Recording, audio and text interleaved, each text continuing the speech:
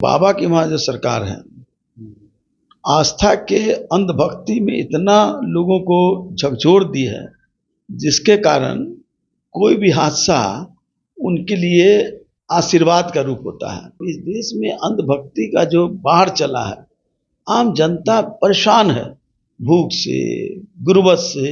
मैं देख रहा था कि मेरे घर में खाना नहीं है, लेकिन वहां पर बाबा के लिए हजारों रुपया दान दे रहे हैं। एक बाबा जो दिल्ली में बैठे हुए हैं नरेंद्र मोदी, या दूसरे बाबा जो लखनऊ में बैठे हुए हैं जोगीर जो हैं, ये दोनों बाबा जो है देश को अंधभक्ति में झकझोर करके देश को सर्वनाश की ओर ले जा रहे हैं। ये तो अलग बहस है कि 80,000 लोगों को आने की संभावना थी, आ गया 3 लाख। लेकिन सवाल है कि 80,000 के लिए भी व्यवस्था करना था, तो 80,000 के लिए सिर्फ 40 सिपाही, ये किस तरह की व्यवस्था थी? आजकल नकली बाबाओं का जोर जो चला है इस देश की में, धार्मिक अंधभक्ति में हर लोगों को दिग्भ्रमित कर दिया है। हाथरस में जो भोले बाबा के कार्यक्रम में भगदड़ हुई, जो हादसा हुआ विभत्स है, उसको लेके पूरी दुनिया स्तब्ध है, हैरान है, शोकाकुल है।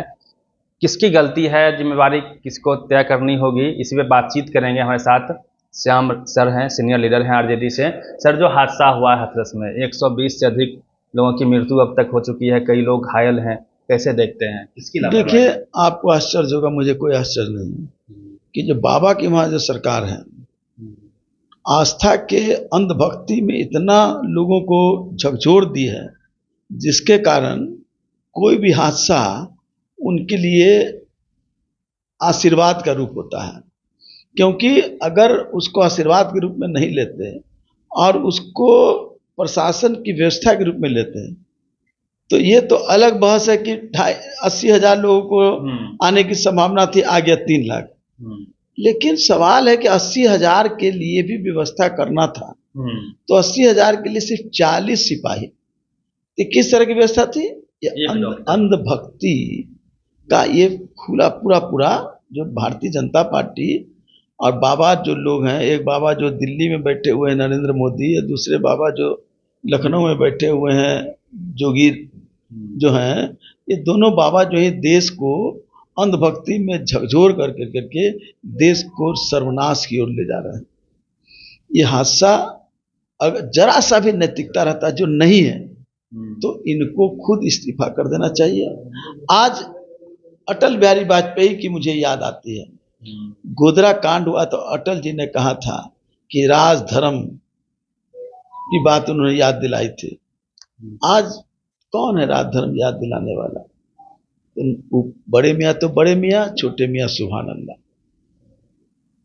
कैसे देखते हैं सर, जिस प्रकार से चुनाव के नज़दीक आते, पिछले साल आप याद कर लीजिए, बागेश्वर व पटना में आए थे और 3 दिन कार्यक्रम चला, 10 लाख से अधिक लोग वहाँ जमा हो गए। उसके बाद कार्यक्रम बंद करना पड़ा, तब किसी तरह बहुत लोग बेहोश भी हुए थे। तो ऐसे बाबाओं को नियंत्रित कैसे किया जा सकता है, क्या उपाय होना चाहिए? पहले तो अगर आप कोई आयोजन करते हैं, उसके लिए कोड ऑफ कंडक्ट बने हुए हैं, उस कोड ऑफ कंडक्ट का पालन करना चाहिए। अगर कमियां हैं तो उसको और मजबूत करना चाहिए। और आजकल नकली बाबाओं का जोर जो चला है, जब से बड़े बाबा जो देश की गद्दी पर बैठ गए हैं, छोटे बाबा जो लखनऊ में बैठ गए हैं, ये दोनों बाबा ने इस देश की में धार्मिक अंधभक्ति में हर लोगों को दिग्भ्रमित कर दिया है। आज भूखे भी रहेंगे। मैं देख रहा था कि मेरे घर में खाना नहीं है, लेकिन वहां पर बाबा के लिए हजारों रुपया दान दे रहे हैं। तो ऐसी अंधभक्ति जो हो गई है, इसको पहले तो सरकार को चाहिए कि इस पर कोई कानून बनाने। सरकार से मेरी उम्मीद नहीं है, सुप्रीम कोर्ट को इसमें इंटरवेनर बनना चाहिए और उनको साफ स्पष्ट आदेश देना चाहिए कि कानून बने। कानून बन करके ऐसे चीजों के लिए कौन है, कौन आ रहा है, कहाँ आ रहा है, कैसी व्यवस्था होगी, क्या करेंगे, इन सारी चीजों का एक मूल्यांकन करके ही इस तरह के कार्यक्रम होना चाहिए। जनता से क्या अपील करेंगे, क्योंकि जो लोग भीड़ बनते हैं उसमें 90% लोग या 100% कह लीजिए SC ST OBC माइनॉरिटी के गरीब तबके के लोग होते हैं। उनके हक अधिकार के लिए आप जैसे सिपाही हमेशा लड़ते रहे हैं, तो लोगों को क्या कहेंगे अंधभक्ति से? तो इस देश में अंधभक्ति का जो बाढ़ चला है, आम जनता परेशान है, भूख से, गुर्बत से, रोजगार के सवाल पर। आपसी जो तनाव बन रहे हैं, इन सब के कारण परेशान है। और उस समय उस परेशानी में आप अंधभक्ति का जब अफीम खिलाइएगा तो लोग अफीम खा लेंगे और अंधभक्ति में लोग गिर जाएंगे। मेरा एक ही है कि राम भी कहते थे, कृष्ण भी कहते थे, कर्म की ही पूजा होती है। अगर आप राम को मानते हैं, कृष्ण को मानते हैं, अलग विषय हो सकता है कि कोई राम को माने ना माने, कृष्ण को माने या ना माने, लेकिन वो महापुरुषों की अपनी विचार थे, कर्म की ही प्रधानता।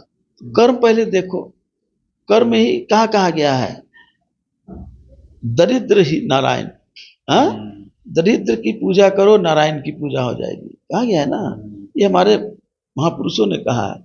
तो फिर आप क्यों आप दूसरी तरफ दौड़ रहे हैं? हम लोगों को भी इसमें समझाना चाहिए, शिक्षा की तरफ अपने को जोड़ना चाहिए, जोड़ करके आगे बढ़े। श्याम सर थे और जिस प्रकार से हादसा हुआ है उसको लेके लोग अपनी प्रतिक्रिया दे रहे हैं, लेकिन जो मृत्यु हुई है उसको लेके पूरा देश शोकाकुल है। ऐसी पुनरावृत्ति ना हो, इसके लिए मुकम्मल व्यवस्था होनी चाहिए। सर का कहना है। पूरी बातचीत पे प्रतिक्रिया दीजिए। Ravi Mehta, the activist, Patna.